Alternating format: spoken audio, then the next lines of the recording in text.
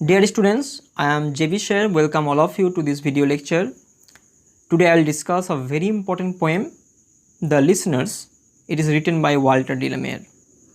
So before going to the line by line explanation, let's have a brief introduction of the poem.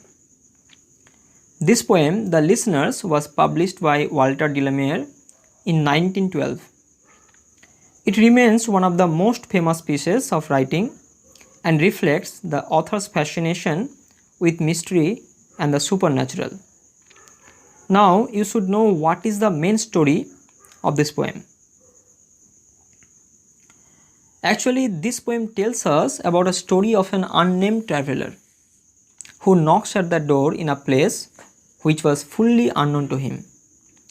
We can see in this poem the traveler comes to a house to visit a person as he made a promise earlier. He knocks at the door several times but gets no response at all. Then gradually he felt like there were phantoms, means ghostly beings, which were listening to him. Then the traveler takes his horse and leaves the place. So this is the main story. Now let's go to the text. The poem starts with a very common question. Is there anybody there? Said the traveler, knocking on the moonlit door. Means an unnamed person. Here the traveler knocks at the door of a house in the moonlight and asks whether there is anyone inside. The next line you see, and his horse in the silence champed the grasses of the forest ferny floor. It means the traveler's horse was chewing the grasses in the quiet forest while the traveler was waiting for a response at the door. Here, champed the grasses means chewing the grasses noisily, and ferny means covered with ferns. Here, the forest ferny floor indicates that the wilderness has grown up around the house. The next line you see, and a bird flew off out of the turret above the traveler's head. It means a bird flies out of a small tower on the house and over the traveler's head. Here, turret means a small tower. After that, the next lines, and he smote upon the door again a second time. Is there anybody there? He said. It means the second time again the traveler knocks at the door more forcefully and repeats the same question. What is the question? Is there anybody there? Here, smote upon the door, it means hitting something violently or heavily. The next line you see, but no one descended to the traveler.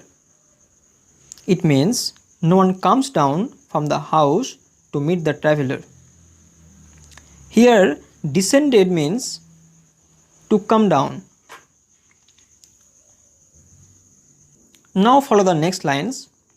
No head from the leaf-fringed sill leaned over and looked into his grey eyes. Means even no one leans out of the window to see that who is calling. There was no response from the house.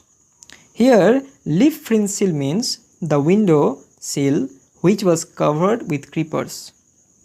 And grey eyes indicates that the traveler was expecting someone to peep out of the window to see who was knocking. Follow the next line. Where he stood perplexed and still. This means that the traveler was perplexed, means confused, why no one was opening the door. And he was standing still, means without moving, while he was knocking the door. Follow the next line. But only a host of phantom listeners that dwelt in the lone house then. It means inside the lonely house there is a group of ghostly beings, means phantom listeners. Here a host of phantoms, it indicates a group of ghostly beings. and dwelt in the lone means to live in a lonely place. Now follow the next lines. Stood listening in the quiet of the moonlight to that voice from the world of men.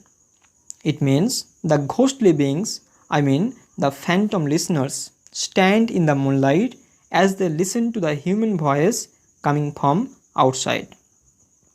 Here, in the quiet of moonlight, it indicates a peaceful environment of moonlight. Now follow the next lines.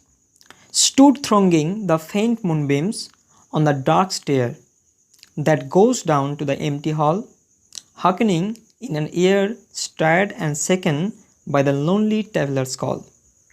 Means the ghostly beings crowd around the staircase onto which the moonlight streaks.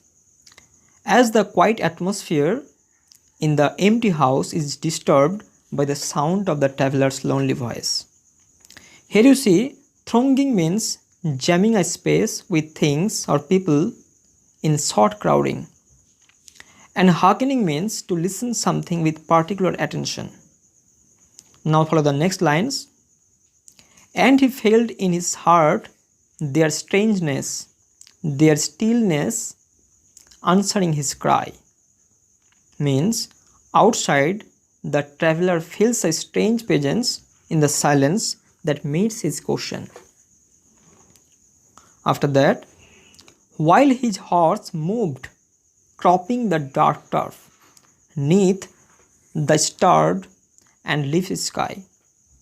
Means his horse, undisturbed, continues to graze in the dark forest. On the other hand, the sky above, full of stars and obscured by trees. Here, cropping the dark turf, it means the horse was eating the overgrown grass outside the house. Now follow the next lines. For he suddenly smote on the door even louder and lifted his head. Means once again the traveler suddenly knocks at the door even more loudly than before.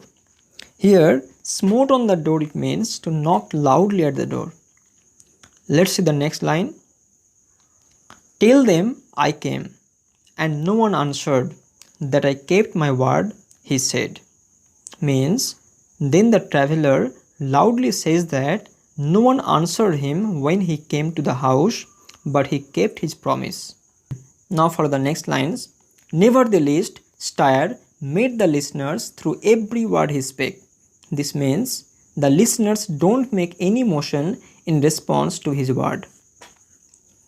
After that, fell echoing through the shadowiness of the still house from one man left awake. This means the traveler's words reverberate through the dark, empty house coming from the only living person around. Here the shadowiness of the still house tells us that the house had been deserted for a long time, and the one man left awake, it refers to the traveler. Now follow the next lines. They heard his foot upon the stairway and the sound of iron on stone. Here the poet wants to say the phantom listeners hear the traveler to jump off onto the horse, and then the sound of the horse hooves on the stone path as the traveler rides away. Actually, A basically means yes, and it also used to mean always. Now follow the last two lines. And how the silence surged softly backward when the plunging hoofs were gone. It means the silence of the forest quickly returns as the sound of the horse's forceful riding fades away. The silence surged softly backwards. This means the noise of the horse's rapid progress gradually started fading as the traveler went further away from the house. And plunging hoofs, it means the rapid progress of the traveler's horse away from the house. So this is the end of the poem. Actually, the poem highlights two different worlds. First one is the living, means the traveler, and second one is the dead, means the listeners. The poem basically tells us that the living and the dead are in a separate world and there is no way the dead can come back. Indirectly, the poem tells us that a change is a must. Nothing will be with you forever, and thus time is valuable. And the poem also teaches us to keep the promise which we make. So students, I hope you have understood this lesson very well. If you still have any confusion, let me know through the WhatsApp group. In the next video, I'll come back with a new lesson. Till then, stay home, stay safe, bye.